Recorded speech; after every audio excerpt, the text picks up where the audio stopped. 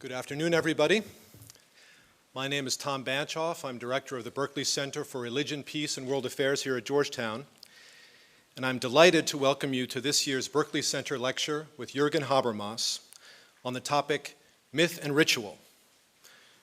Thank you all for coming. It's quite a crowd. The result of one email and a lot of word of mouth. It's the kind of event we like to run. Just a word before we get started about the center and about the lecture. The Berkeley Center has been around now 5.5 years. We're part of a university-wide effort to advance the interdisciplinary study of religion and promote interreligious understanding. Through teaching, research, and outreach, at the center we explore religious and ethical questions as they intersect with global challenges of democracy, development, and interfaith dialogue. The Berkeley Center's lectures are an opportunity to extend that dialogue, to bring a global thought leader to campus, to deepen that conversation with us. And thus far, as some of you may know, we've had Tariq Ramadan address Islam in the West, Charles Taylor explore secularization, and Hans Joas investigate human rights and the sacred. This year, through the diplomacy and engagement of my friend and colleague Jose Casanova, we're delighted to have Jürgen Habermas with us. And before I introduce President DeGioia, who will introduce Professor Habermas, just a note on format. We've planned plenty of time after the lecture for discussion, and you will have noticed the index cards on your seats. The colors don't mean anything. Those are cards for questions. We've also distributed some pencils. If you have formulated a question, we'd ask you to write it on the card, pass it to the aisle. About halfway through the lecture, we'll have folks collect that first batch of questions. And then when Professor Habermas has finished his formal remarks, there'll be another round to collect those questions. And I'll sift through those cards and help to moderate the Q&A on that basis. It's now my pleasure to introduce President DeGioia. Dr. John J. DeGioia, as many of you know, is the 48th president of Georgetown University, a post he has held since 2001. And before that, he served more than 2 decades in a range of other leadership positions at the university. Over the past decade, under President DeGioia's leadership, Georgetown has emerged as a global force in higher education and as an innovator in efforts to link up our core mission of teaching and research with service to the wider world. Examples include our campus in Doha, Qatar, our outreach to China, and our partnership with the Archbishop of Canterbury's Muslim-Christian dialogue, Building Bridges. President DeGioia addresses broader issues in higher education as chair of the Board of Directors of Campus Compact and of the Forum for the Future of Higher Education. He also serves as a member of the Board of Directors for the National Association of Independent Colleges and Universities and the Association of Jesuit Colleges and Universities. Ladies and gentlemen, please join me in welcoming President Jack DeGioia. Thanks very much.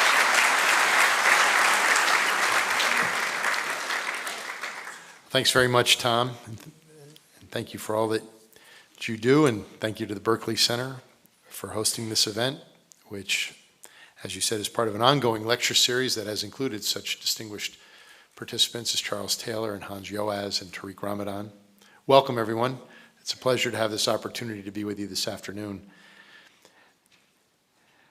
Tonight, to offer his lecture on myth and ritual, we are privileged to have with us one of the leading intellectuals of our age, Professor Jürgen Habermas, a preeminent thinker on modernity, enlightenment, reason, and the public sphere. He continues to provide new insights on a wide range of philosophical questions and critical social issues. Called by the late Richard Rorty the leading systematic philosopher of our time, he is best known in the Anglophone world for publications like The Structural Transformation of the Public Sphere, The Theory of Communicative Action, and Between Facts and Norms. Born in 1929 in Dusseldorf, a student in post-war Germany and regarded as a member of the Frankfurt School, his career has balanced deep philosophical investigations with an effort to apply these studies to the socio-political dynamics of the day. He received his PhD in 1954 from Bonn University, writing his dissertation on Friedrich Schelling, a contemporary of Hegel in the German idealism movement. And a few years later, he began working as an assistant to Theodor Adorno at the Institute for Social Research in Frankfurt. In 1959, he left the institute and returned in 1964 as professor of philosophy and sociology. Over the course of the next 3 decades, his investigations included a conference on the Vietnam War with Herbert Marcuse and research into philosophy of language in the 1960s and early 1970s. In the 1980s, as a professor of the Faculty of Philosophy at the Johann Wolfgang Goethe University in Frankfurt, his work focused on a critique of postmodernism and neoconservatism.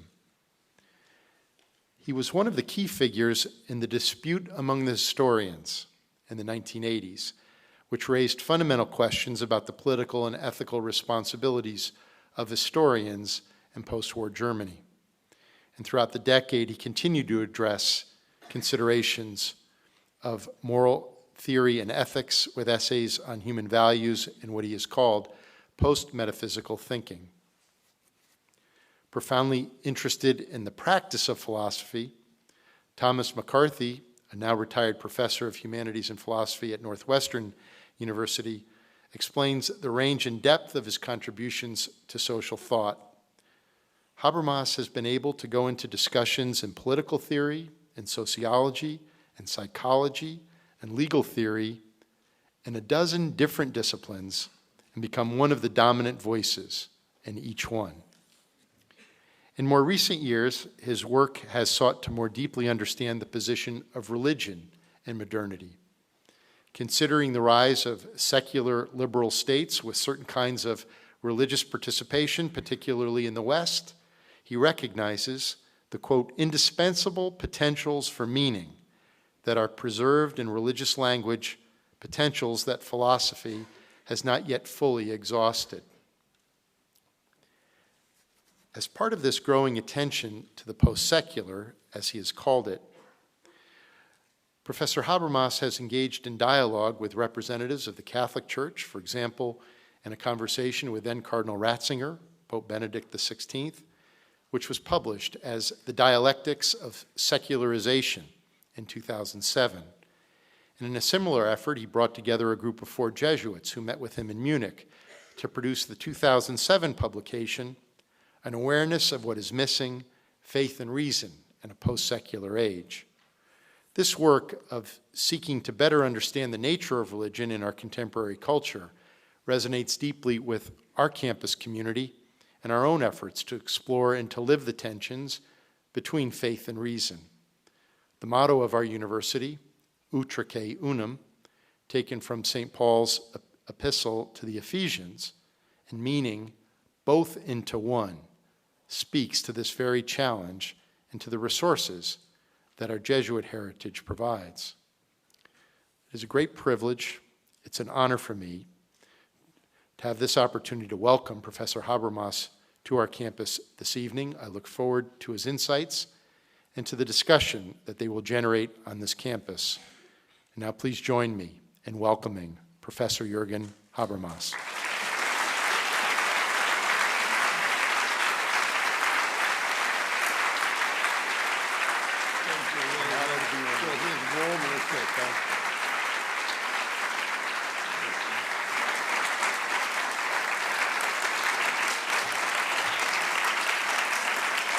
Yeah.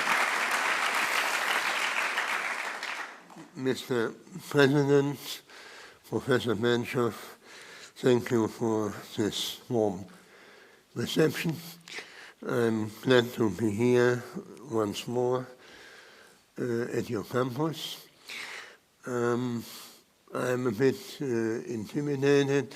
This has the appearance of something more ceremonial, but I can assure you I have only a normal paper to present, and when we speak today as sociologists or anthropologists of religion, we employ an inclusive concept that encompasses all possible conceptions of faith and practices which involve a confrontation with extraordinary forces of salvation and disaster.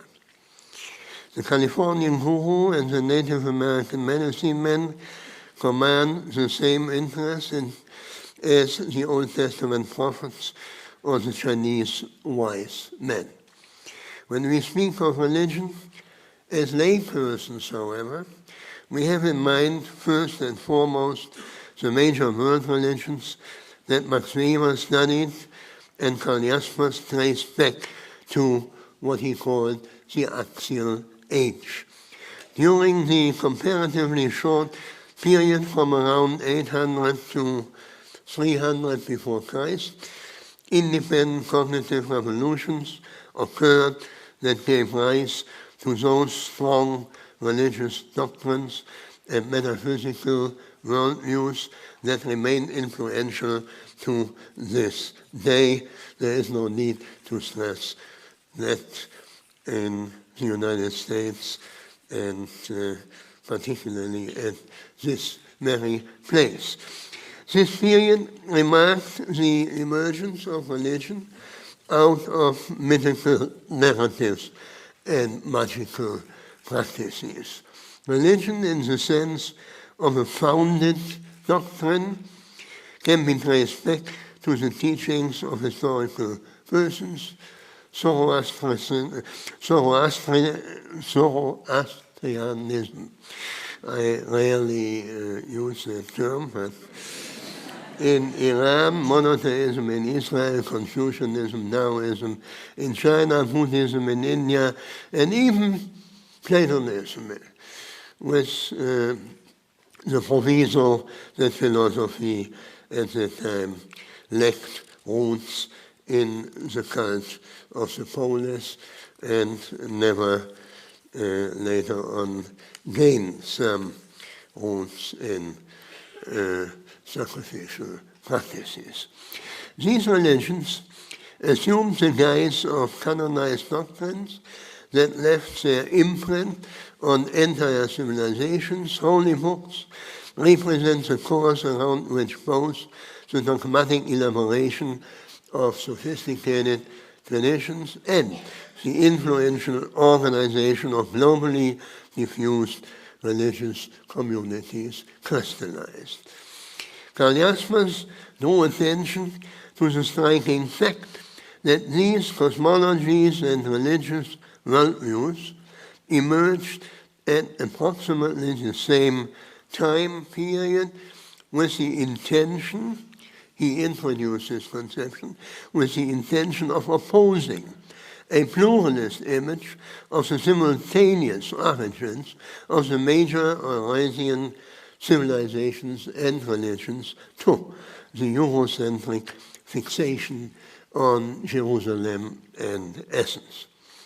The focus on the revolutionary break in the mode of thinking should not mislead us, however, in adopting a one-sided intellectualist view of religious and metaphysical worldviews.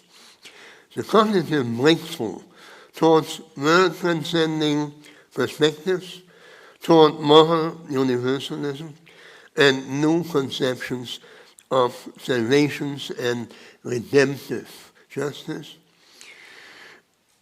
are indeed major achievements, but these teachings too remain linked with ritual practices and thus preserve the archaic unity of myth and ritual by, of course, transforming both on a higher level of reflection.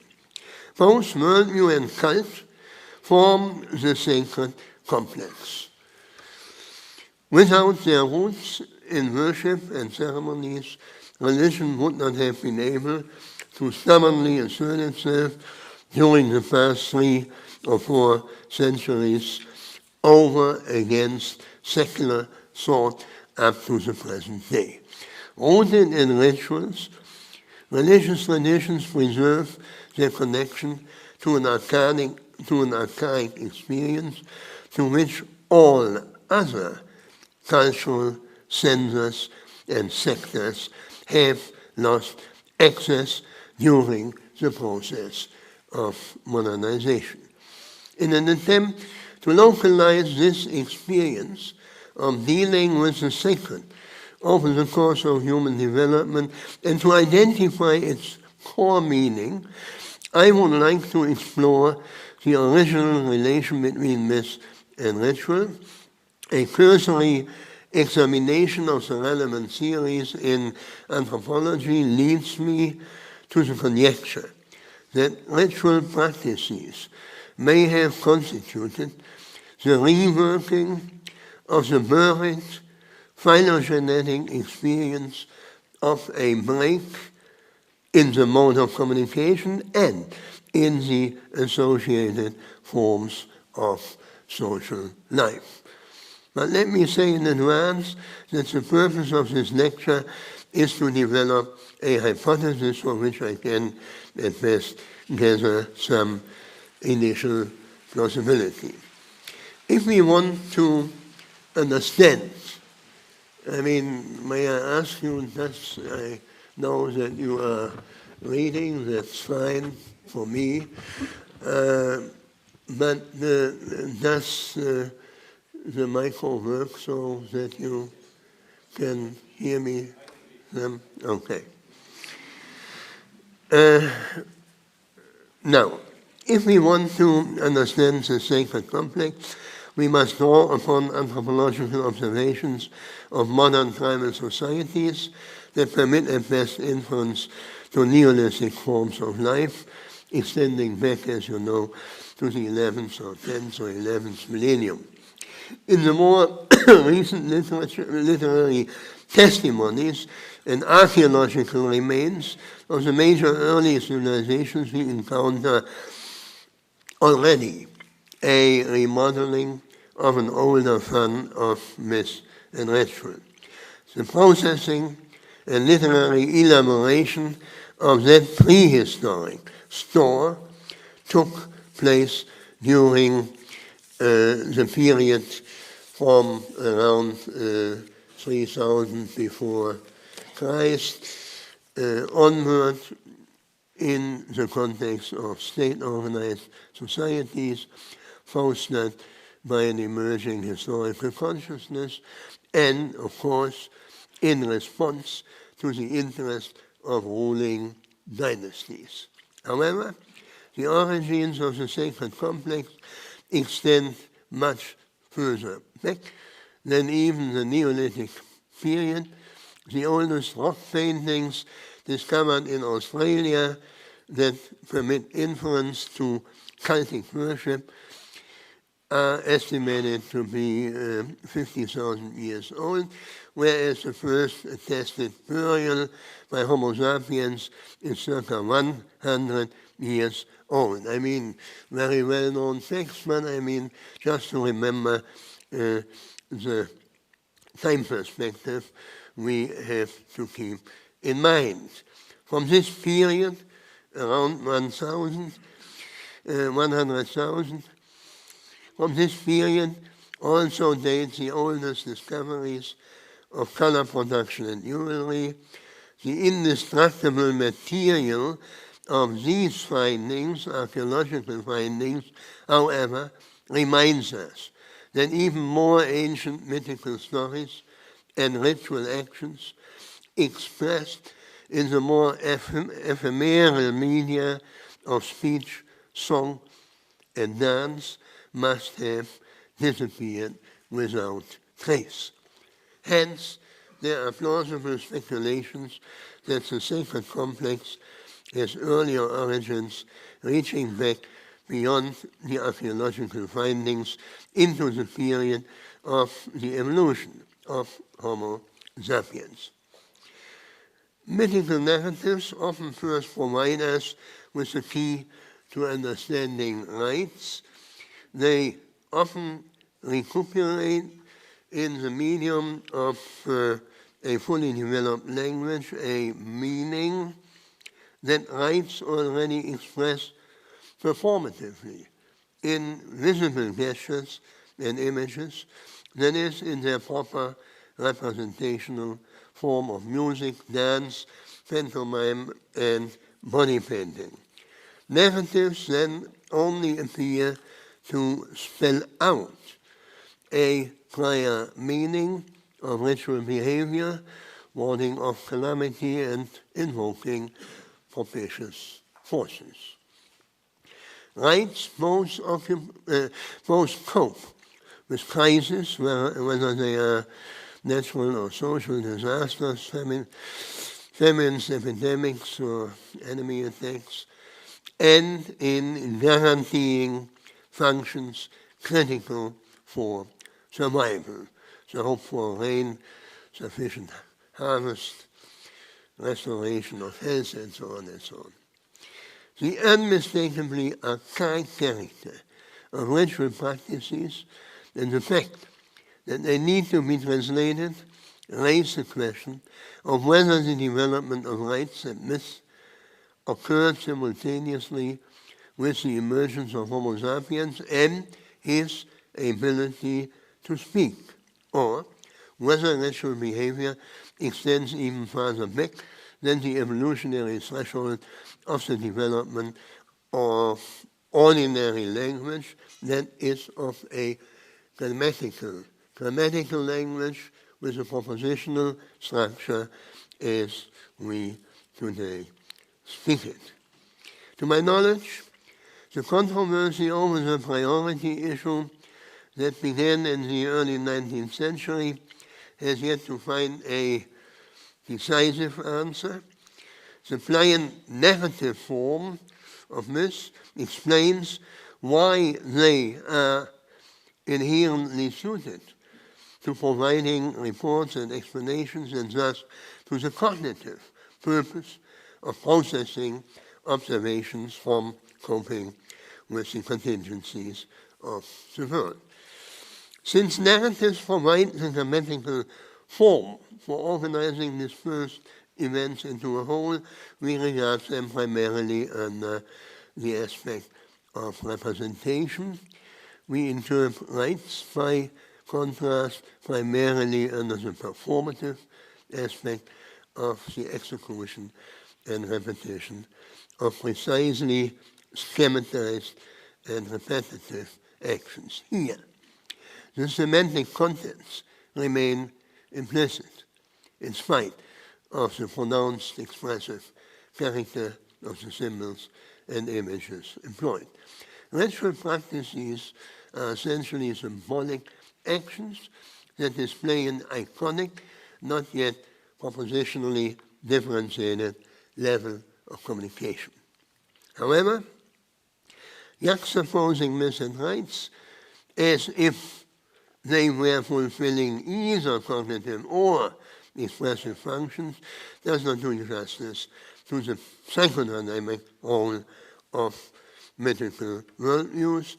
In his analysis of myths, Lévi-Strauss, as we know, rightly emphasizes the cognitive achievement of complex classificatory systems, and he stresses intellectual curiosity as a motive for such a systematization of empirical knowledge. But in the process of recounting their mythical narratives to each other, jointly enacting them, participants simultaneously reassure themselves of their collective identity.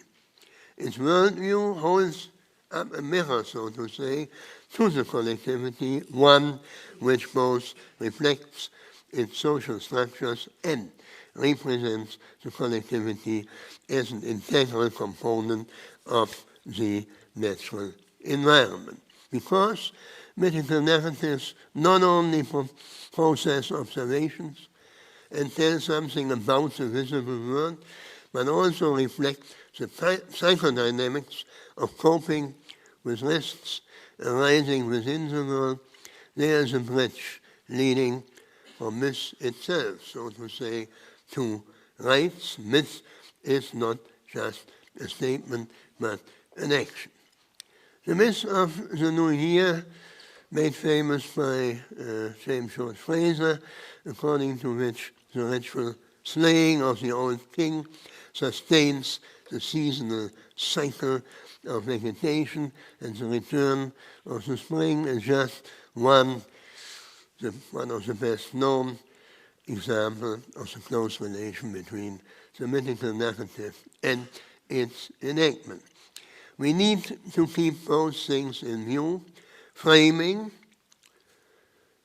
hence the word disclosing power of mythical language, on which Lévi-Strauss, among others, Investigations Through Light, goes hand in hand with reenacting, with a periodically recurring performance of the myth. Now, this is only an introductory reminder of rather well-known views. It would not do, however, to conceive of ritual behavior as a mere accompaniment of myth. From the perspective of communication theory, and that's now the perspective I take, ritual behavior represents an earlier stage of symbolic expression compared to mythical narratives.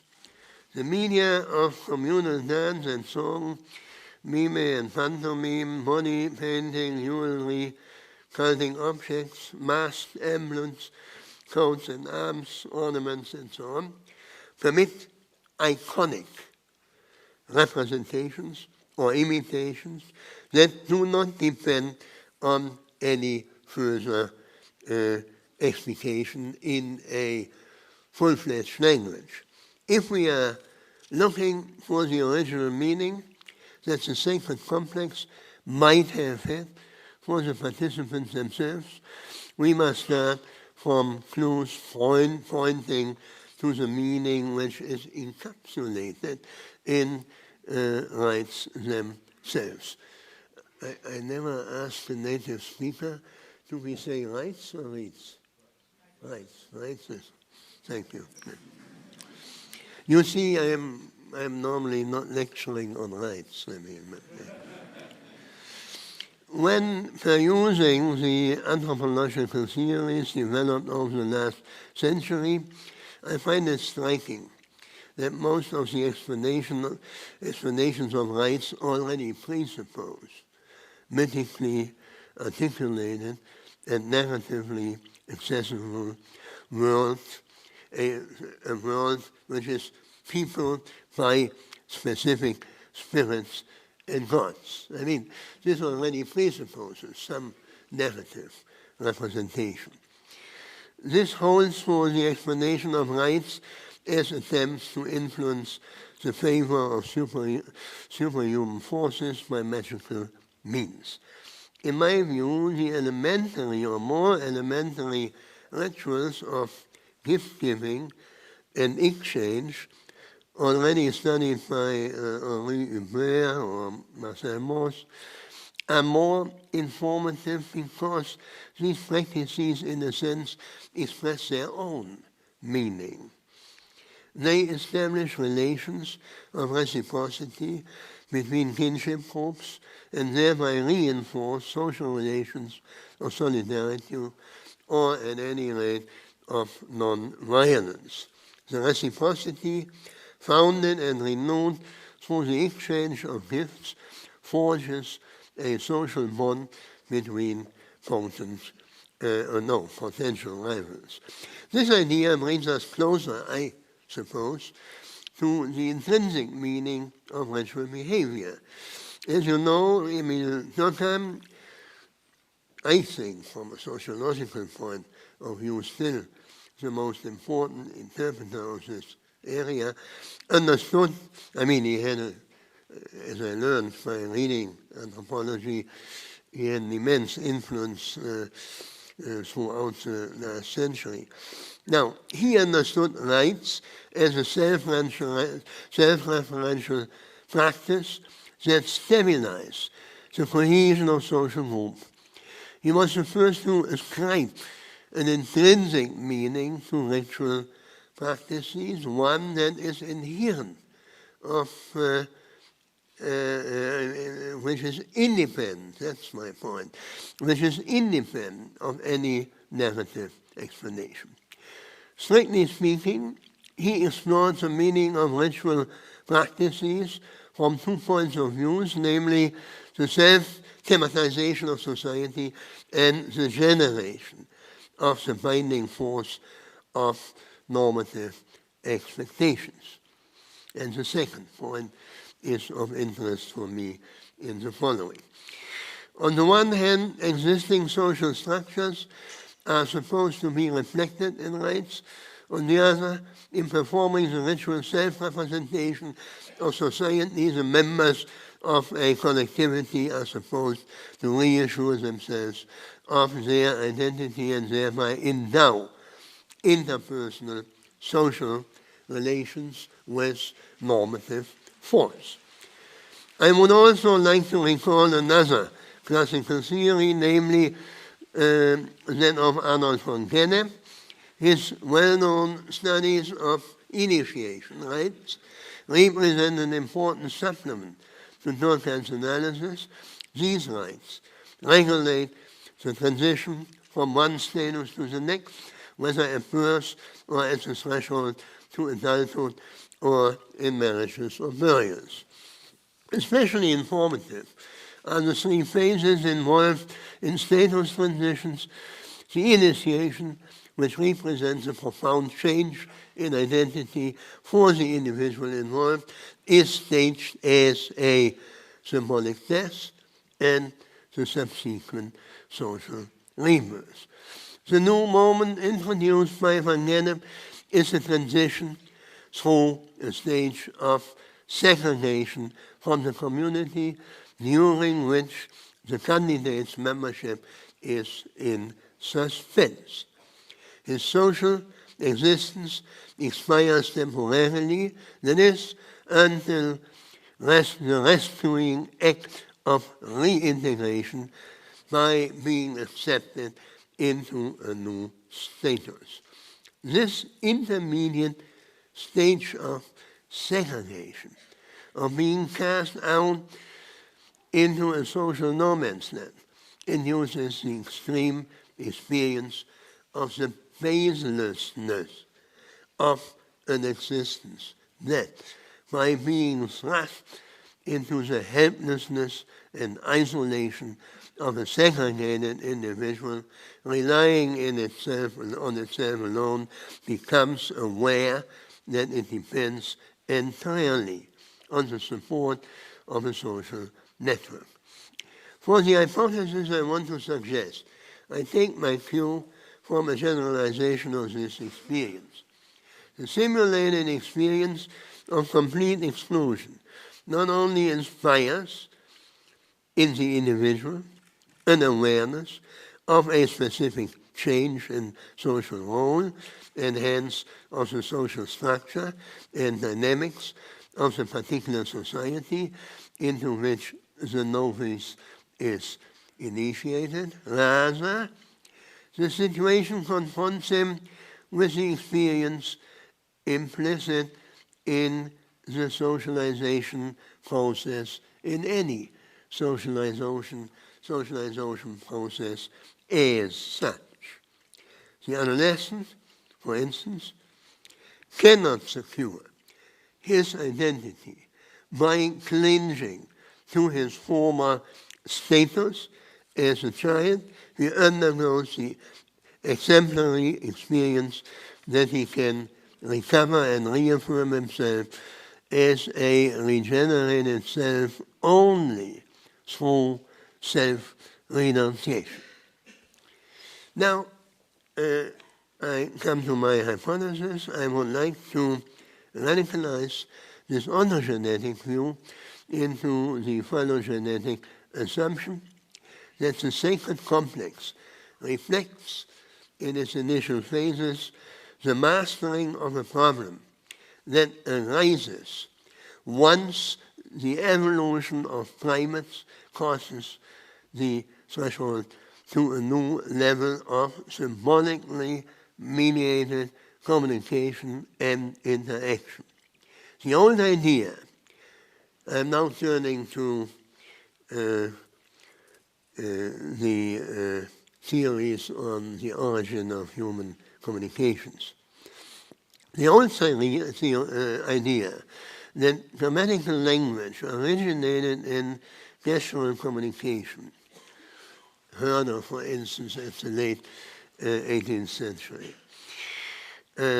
has acquired a surprising topicality in the most recent research. Furthermore, it seems, I mean, what's his name? Chomsky was for long decades on the scene, and now the tide has turned, as very often in our in the development of our disciplines. And if one gets as old as I am, this teaches oneself modesty and enforces fallibilism. So I'm not sure that what I have to say will not prove wrong, but nevertheless, I mean, I try to argue for it, and we will see in the discussion how it works. Now, it seems plausible to assume that the form of symbolically mediated communication reveals a family relation between communication in ordinary social cooperation and the kind of communication that is specialized in dealing with the extraordinary. The shared form of mimetic behavior and iconic representation suggests a comparison between everyday and ritual communication, both mediated by symbolic gestures. But how should we understand the division of labor between forms of communication, one of which has its origin in contexts of intelligent cooperation, whereas the other type is decoupled from everyday functions? The research in anthropology provides clues supporting the conjecture that rights are a response to the specific fragility of a form of social life that only emerges with a new form of symbolically mediated communication. But in order to identify and explain the problem to which rights could have represented the solution, we must first make clear what constitutes the evolutionary innovation of the use of linguistic symbols, which is conceived as a transitory step then towards communication in a fully developed grammatical language. According to the current conception, mutation and selection regulate, as you know, putting it in a nutshell, the adaptation of species-specific gene pools to changes, to changed environmental conditions, just the Darwinist conception of natural history. With the evolution of a species that learns to speak, this genetic mechanism of natural evolution is superseded by the epigenetic mechanism of cumulative and accelerating cultural learning processes. These cultural learning abilities are indebted to a cognitive advance, not only indebted, depending on a cognitive advance that is clearly bound up with the cognitive and social cognitive transition from silent behavior to the use of symbols. Symbols now in the narrow sense. The ability to address signals to conspecifics is widely observed among primates. The innovation then consists in the reciprocal use of symbols that carry the same meaning for different users. What is new is the communicative generation of a public space of intersubjectively shared symbolic meanings.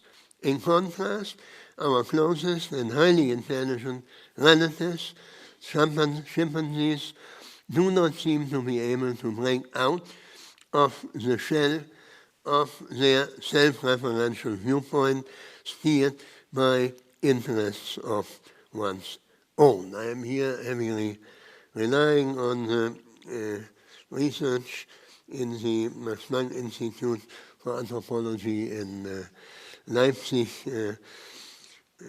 Michael Tomasello. It is the step out of this kind of, to put it metaphorically, egocentrism of a still self-enclosed private consciousness into the public domain of a world interpreted in common that gives us some idea of the relevance of the transition to a new symbolically mediated form of interaction. What sets linguistic communication apart is a specific social-cognitive achievement that enables participants to communicate with one another about something. This is, in a nutshell, this capability is, in a nutshell, what separates Homo sapiens from his closest relatives. This ability requires, from a philosophical point of view, analyzed, requires the connection of two types of intentional relations. The horizontal relation between first and second persons who reciprocally take the perspective of the other, and the vertical relations established by an intentional attitude of each participant towards an objectified something in the world. In order to jointly attend to and perceive the same object in the world, which is at the same time stripped off the features of an egocentric environment, participants must generate an intersubjective relation to one another and take each other's perspective, thus developing, this is in the nutshell what Tomasello proved in children, comparing with chimpanzees, thus developing a social perspective of common attention to and perception of an object. Interestingly, this combination and interpenetration of two different types of intentions does not happen, and that's my point here, without an intervening physical element, a deictic and a mimetic gesture.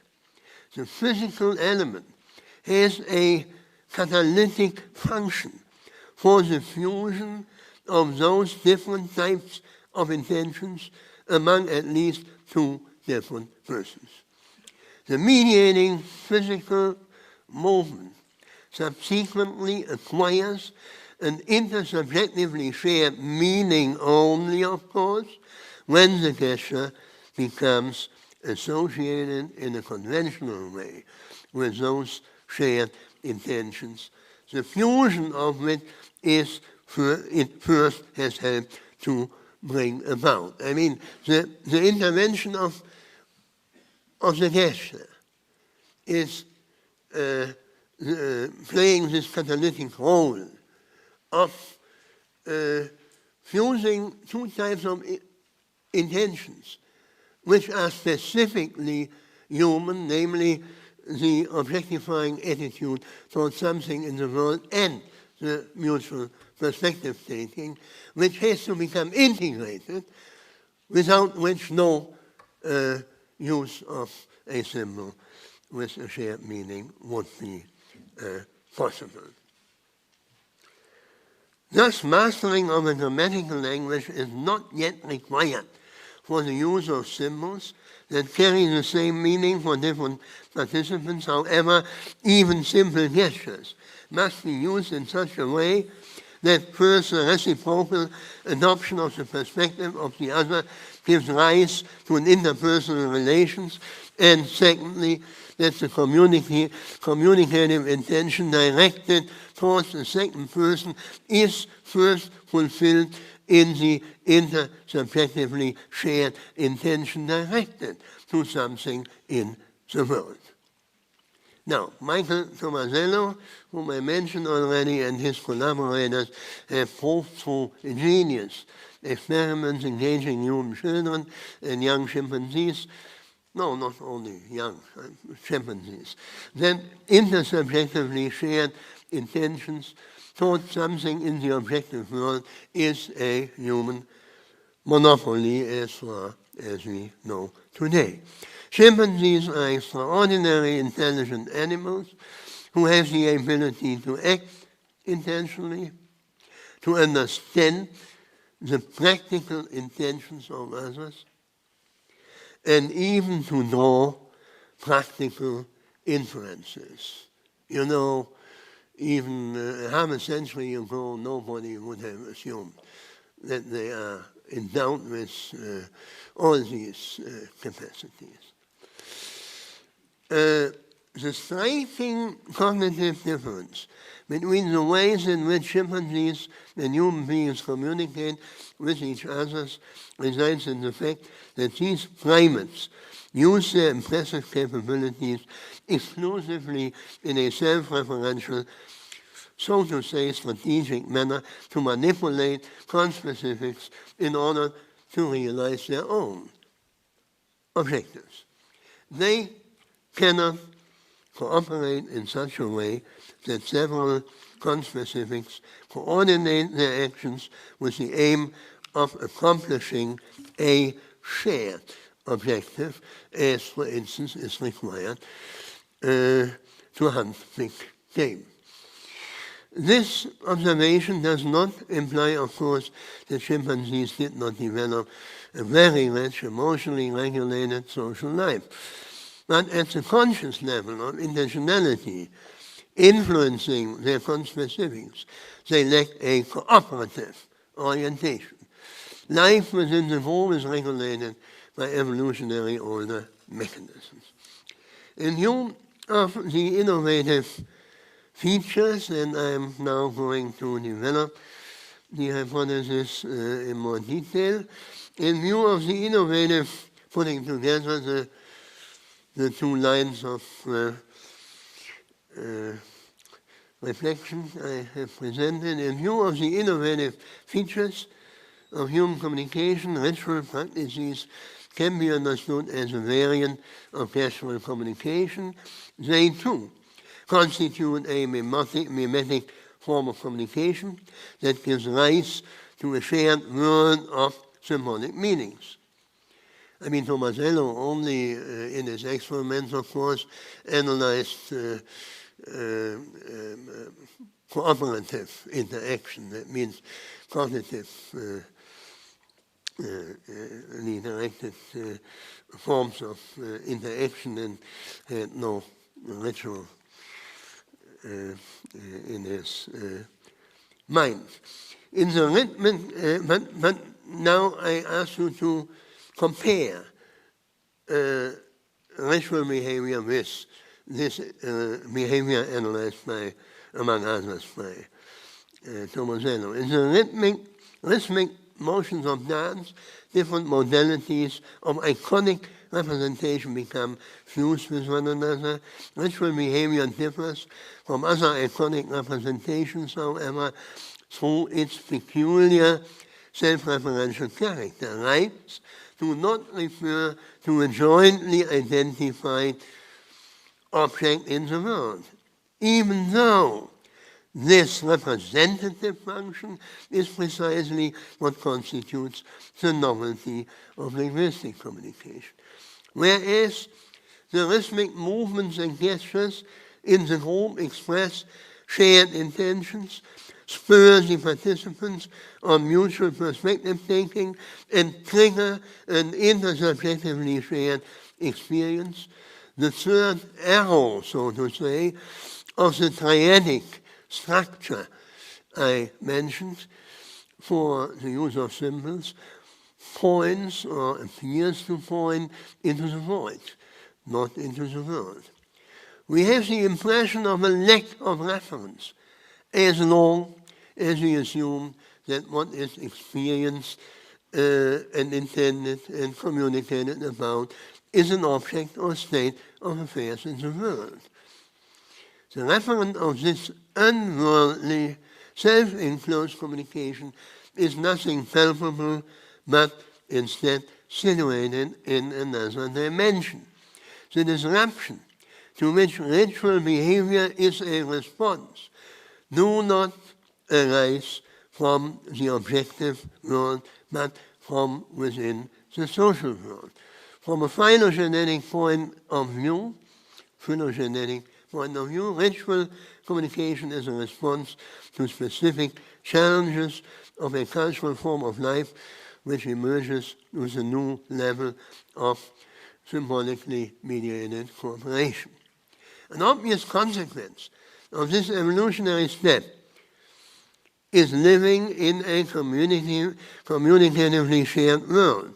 This means, first, a challenge of a cognitive kind, with the receptivity to intersubjectively interpreted empirical events, placed within a jointly objectified world.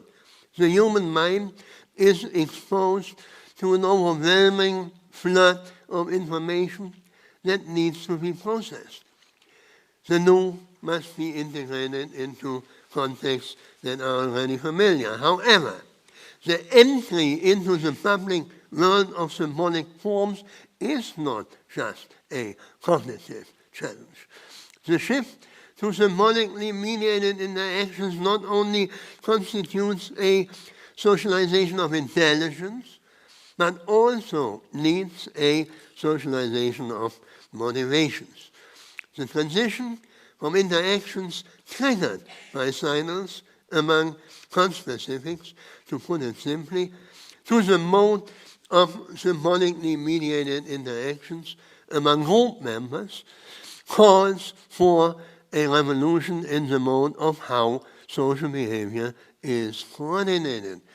The cognitive challenge goes hand in hand with a psychodynamic challenge. In the course of the revolution in the individual's relations to his social environment, the individual consciousness succumbs to the pincer pressure of simultaneous socialization and individualization.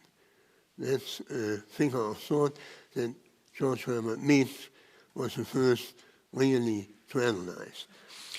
On the one hand, the onus of coordinating actions falls increasingly on communicative action and hence on the shoulders of the individuals themselves. On the other hand, the individuals become aware of the fact that the reproduction of their own life depends essentially on social cooperation and on collective self-assertion.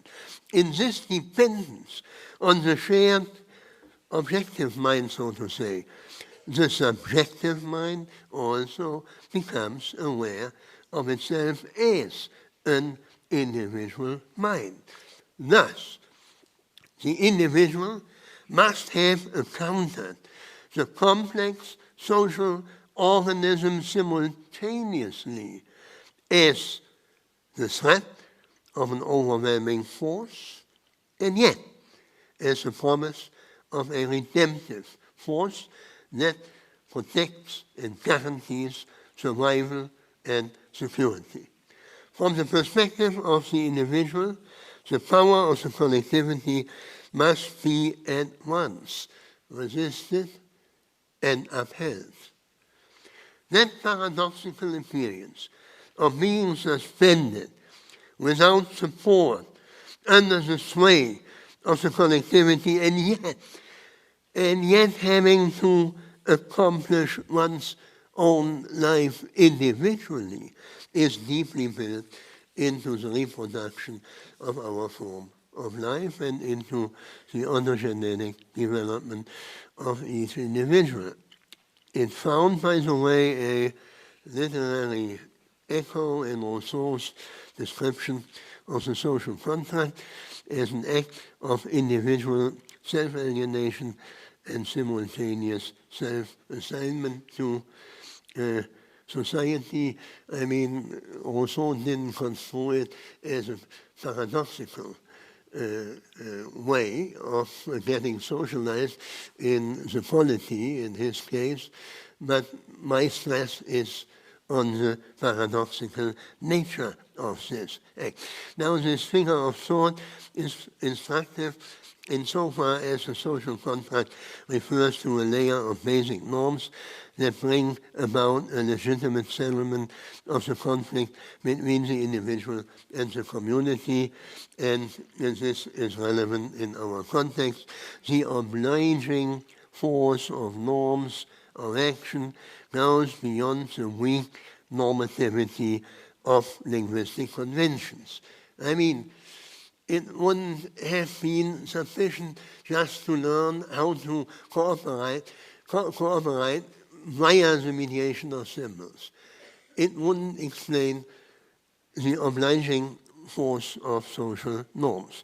If we now ask for the original source of this kind of strong normativity that binds motives for acting, we must look beyond the communicative use of language in profane areas and social cooperation. Instead, ritual behavior offers itself as a plausible candidate for generating the normative force of solidarity. Durkheim depicted ritual practices under the aspects of the generation of social solidarity and of the self-thematization of society. Our analysis illuminates the connection between both these aspects. The rites lack the reference to something in the world can be explained by the fact that they process a self-referential theme, namely a tension and, in a way, irresolvable ambivalence intrinsic in the process of social integration.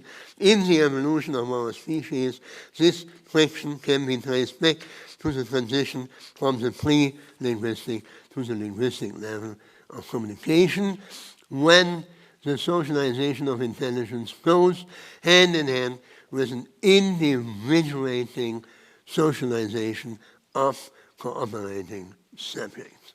In any cooperating community, there is a tension between competing and yet complementary imperatives, that of the self-preservation of individuals on one side and that of the survival of the collectivity on the other. The tension between self-preservation and solidarity calls for an ongoing balancing and is relieved, though not mastered, once and for all, through the specific normativity of an institutionalized order which imposes and distributes obligations for everybody. In view of the precarious balance, which is continually in need of renewed stabilization, that kind of deontic normativity springs from a solidarity that has always been, and more obviously even still is, a scarce resource. And rights can be understood as those social practices from which solidarity originated in the early periods of social evolution. Every destabilization of the delicate internal balance and of society summon, so to say, a practice into being in which the individual members reassure themselves of their dependence on the powerful collectivity. This kind of reassurance had to assume a self-referential form because the referent is not something visible in the world to which one can point its finger. Now, at the end, if we conceive of the ritual regeneration of social solidarity as an answer to the disturbance in the precarious balance of social integration, an explanation also suggests itself for the emergence of the sacred complex, hence for the subsequent, as I assume, connection between myth and ritual. Myth, in the first instance, fulfills a cognitive function of an interpretation of the world and our place within it. This is why they are not immune to cognitive dissonances that are caused by the collision with mundane knowledge that is gathered in everyday coping with the contingencies of the natural and social environments. Therefore, a linkage between mythical narratives and ritual practices in such a way that the mythical contents are staged and enacted, as it were, was certainly functional for stabilization. Channeling beliefs through ritual practices must have had an immunizing effect. But given the fundamentally irreconcilable conflict between the functions of rendering the world intelligible and of confirming a collective identity, this linkage could have nothing more than a postponing effect. At any rate, during the axial age, I am returning to the beginning of the lecture, the major world religions undermine the foundations of myth by superseding magical thought and abolishing, or in the case of Christianity, inverting sacrificial practices.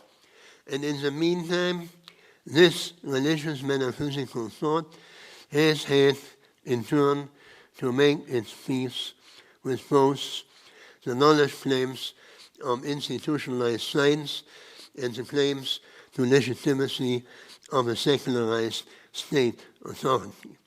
On the other hand, ritual practice has survived, albeit in an altered guise, and very much altered guise. Religious traditions have preserved their vitality in their symbiosis with the liturgical practices of worldwide religious communities. Their members can even lay claim to a privilege.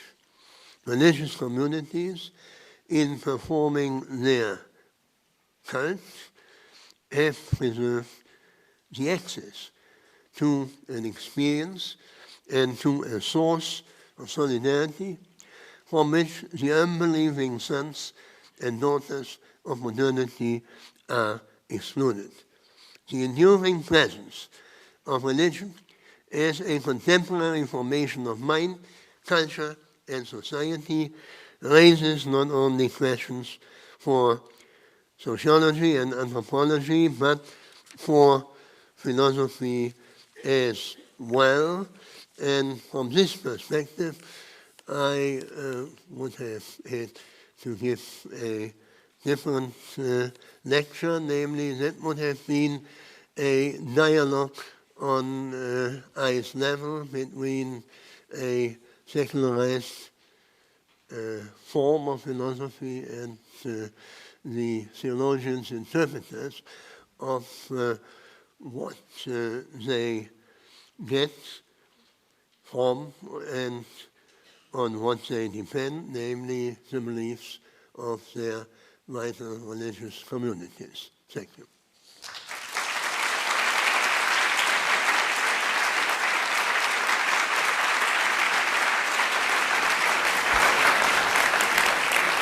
Go around again. You can say that. So, I have a microphone. Thank you very much for that wide-ranging talk. You've touched on a whole range of topics, the span of history. You've cut across disciplines. Perhaps not surprisingly, a lot of the questions that have come in so far relate to what your thesis might imply about our world today, where we are, secularization, the role of ritual in our contemporary context. But I want to start with one question that does link back to your argument directly. You argue that ritual is a response not to the objective world, but to the fragility of the social world.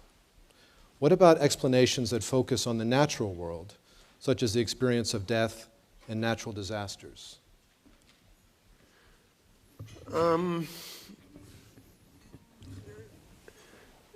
Death is not, it's in a way a natural event, but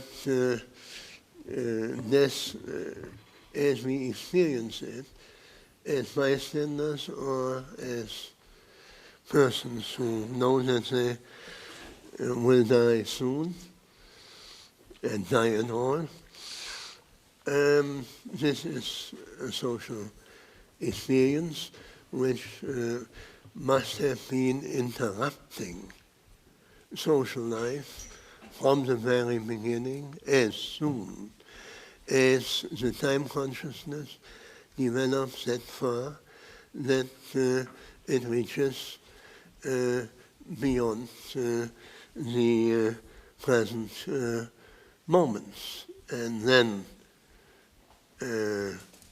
I think that the really interrupting and shocking event, which there still is,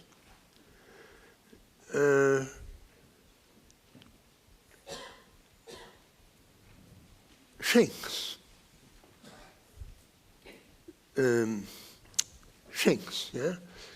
the balance of social integration. And that's the same with famines or with natural events that threaten, so to say, the survival of the community. Then there is something which is in need of rebalancing. I construe rituals, that's nothing new, as a response to the disturbance of a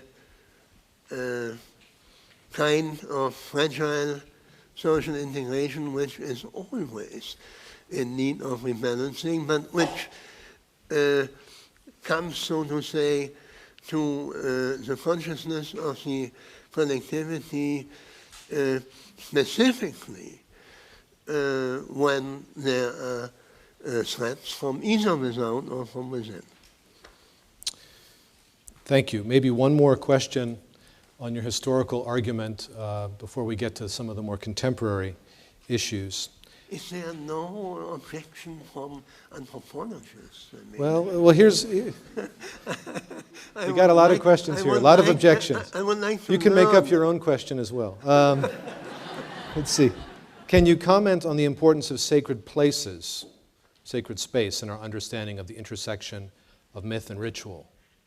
Is this part of what gives religion or ritual its sacred power? Space. Yes. As we all know,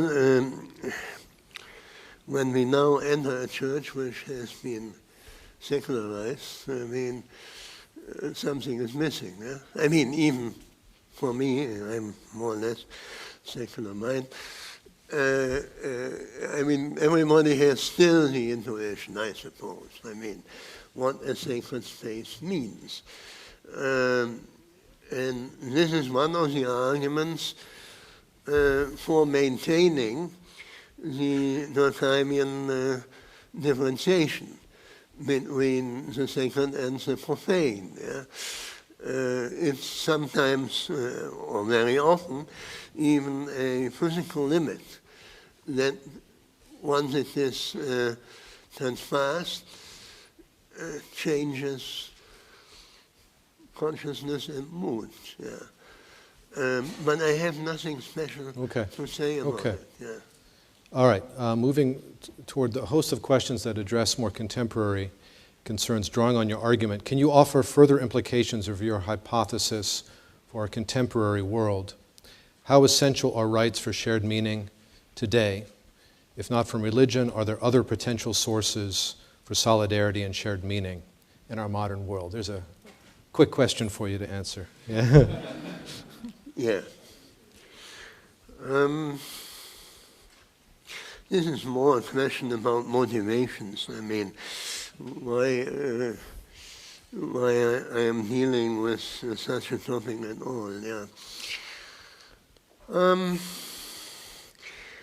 On the one hand,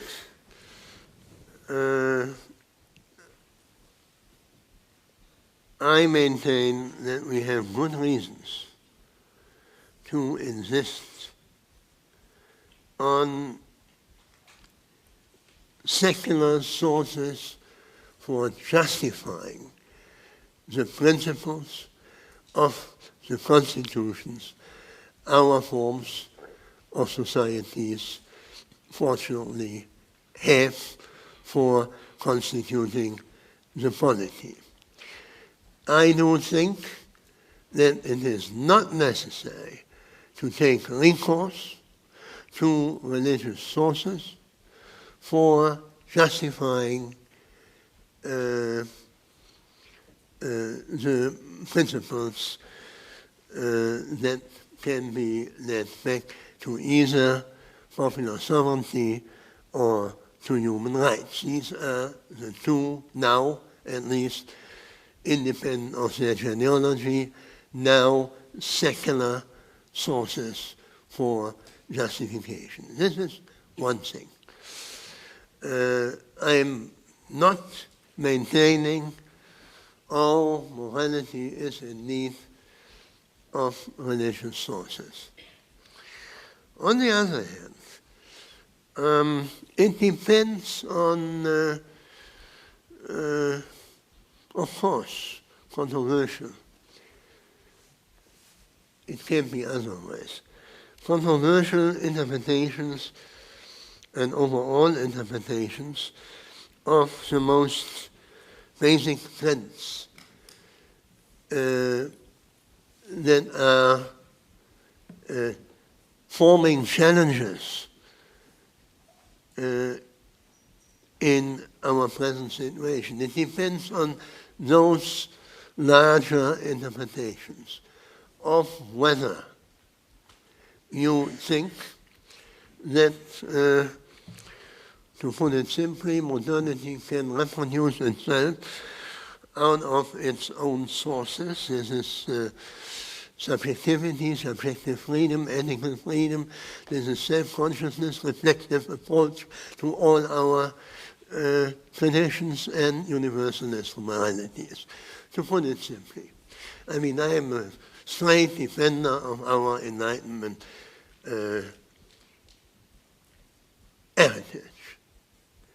It depends on such an overall interpretation of relevant traditions whether you think that we are in a situation facing certain challenges where appeal to our proper moral, secular principles are sufficient in order to regenerate imbalanced social situations, and I shouldn't have to tell you what that means. I mean, living in a society where you have a clash in the political arena, which is much more typical what happened in Europe before. I mean, this is an indication of something, of some lack of integration. And there,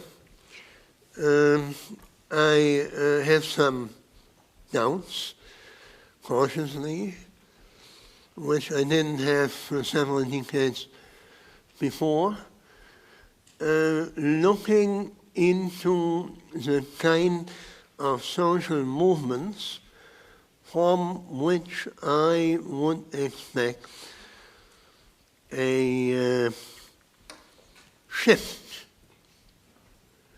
in the range of values that are self-evidently accepted in a given society. Obviously, there should be a certain shift. And social movements, at least historically, had strong religious strong religious backgrounds, particularly the socialist movements. If I might remind you, in the United States, in Europe as well, generally in the West, these atheistic movements draw on motivationally. If you look into the parents' homes of the most leading people, draw on religious sources. And of course it is an open question. I don't like to be misquoted. It is an open question whether we can still expect this kind of social movements, which I think are necessary in order to shift our basic value system, whether these social movements will work without religious motivations. I'm not sure about it, but I have my doubts. Yeah. All right, well, maybe I'll read two questions now that touch on the points that you just made. One is from a friend of yours, Norman Birnbaum, who's over here in the audience. Yeah. Is there still a use for the idea of political religion? And the second relates more directly to the issue of new social movements, and in this case, the issue of ideology.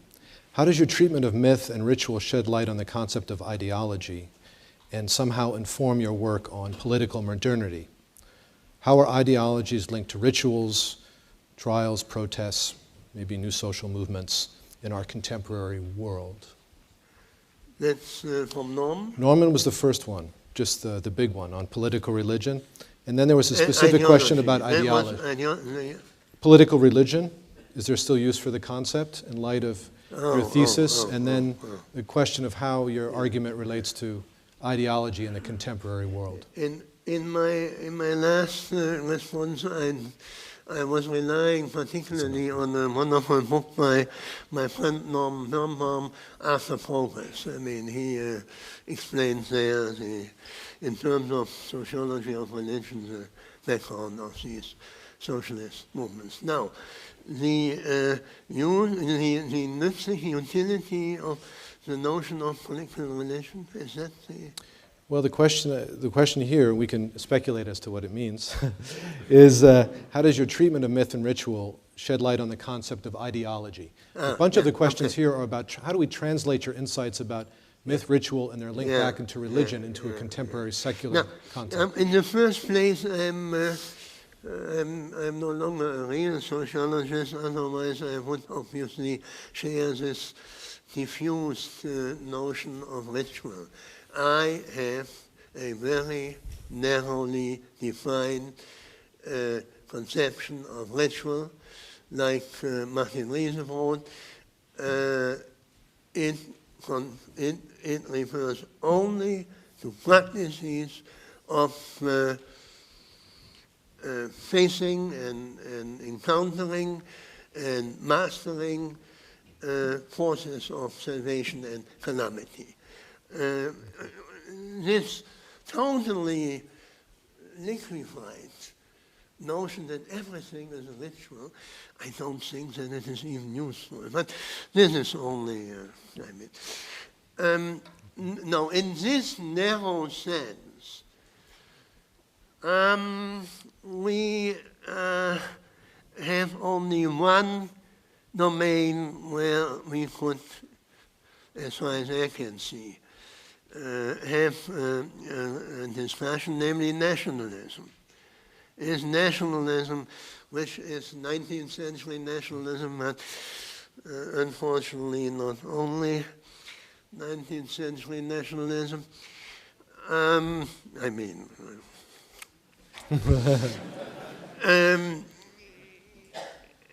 Was highly ritualized. And we have still these ritual symbols. I mean, if you see this inauguration of the president and so on and so on. I mean, it depends on the self-understanding of at least a defining majority whether a constitution is still understood as being rooted in God's grace.